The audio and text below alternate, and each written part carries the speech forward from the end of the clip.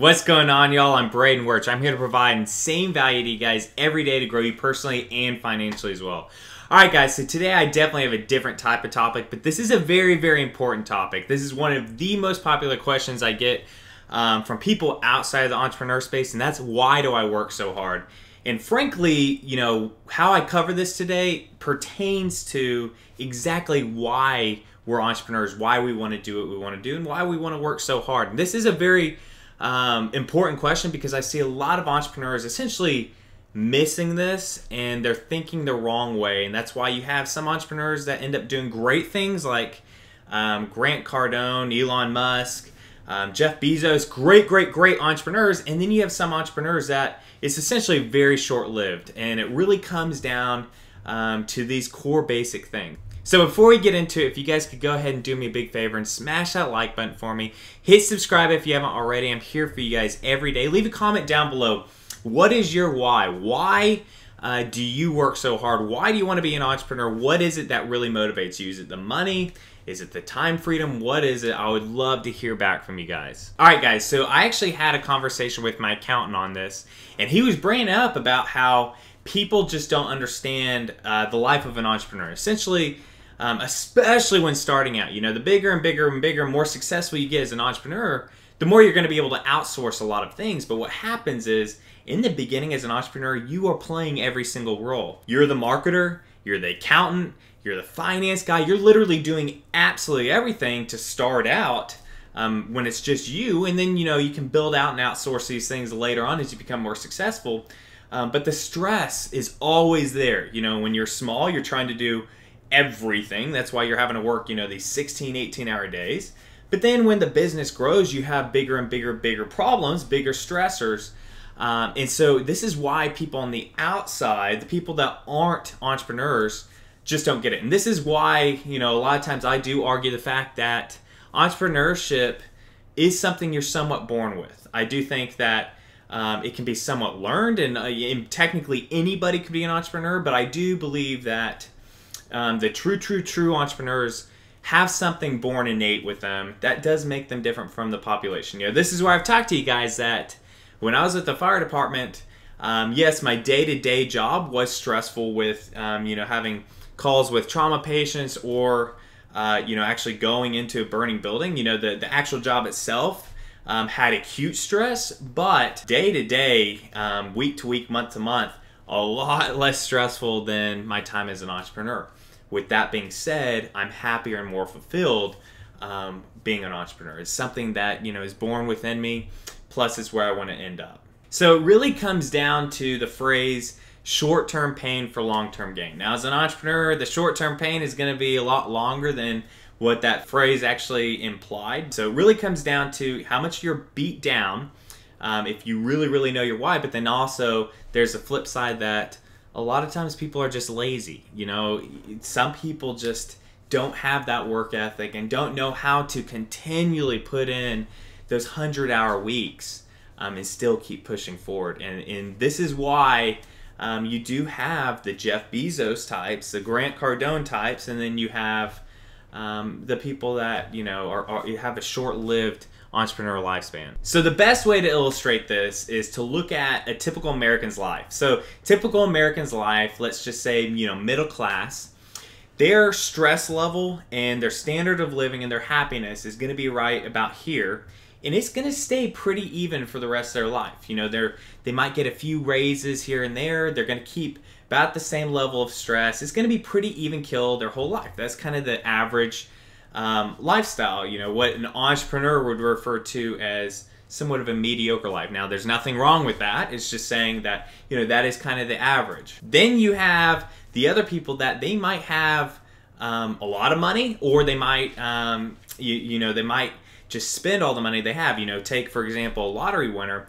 They sacrifice the future for the present. So they're going to go ahead, spend everything they have to really live in the moment, whether that means traveling, buying nice things, whatever it is. So a lot of times you see on the graph, they'll start here, and then it's a downward slope. And then they're going to be having issues later on in life, especially with Social Security and all these retirement things starting to really dwindle. You know, they're going to have to work for the rest of their life. And that's Now getting to the point where the average, at least lower middle class American is going to have to do that. What an entrepreneur does typically is they'll start downhill here. They'll sacrifice the present. They'll add the stress on. They'll add the amount of time worked, everything down here. That way up here later in life, they have the financial freedom. They have the time freedom. A lot of entrepreneurs do want to keep working. They don't like the idea of retiring. But, you know, if you did want to retire, you can retire with, you know, a lot more because you're sacrificing the present for the future. And that's essentially my why. I sacrifice the present and I work so hard right now. That way I can give myself and my family a better life. You know, I've talked to you guys a lot before. If you guys know my story, you know that my big why is eventually when I have kids, I want my wife to be able to be a stay-at-home mom, and essentially my family be very, very comfortable, us be able to take vacations together, everything like that.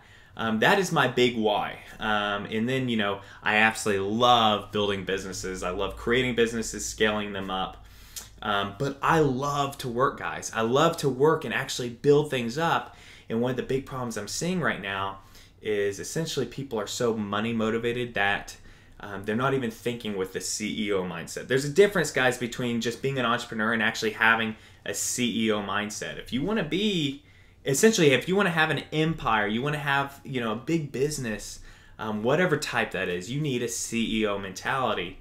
And we've talked in other videos about what a CEO mentality is, but if you want that, you need a CEO mentality rather than just thinking about making money. You know, that's a great driving force in the beginning. Another great driving force is to be able to travel, everything like that. But this will only get you so far. You need to actually drive to build businesses. You actually need to want to build businesses and have that CEO mindset because that is what's going to have you go from essentially you'll be motivated down here when you have the stress piled on.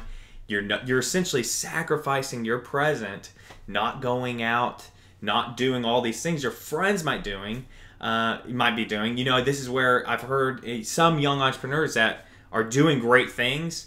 I see on their Instagram stories and everything like that you know, they sacrifice the college lifestyle, and essentially they're doing that so that later on they're up here.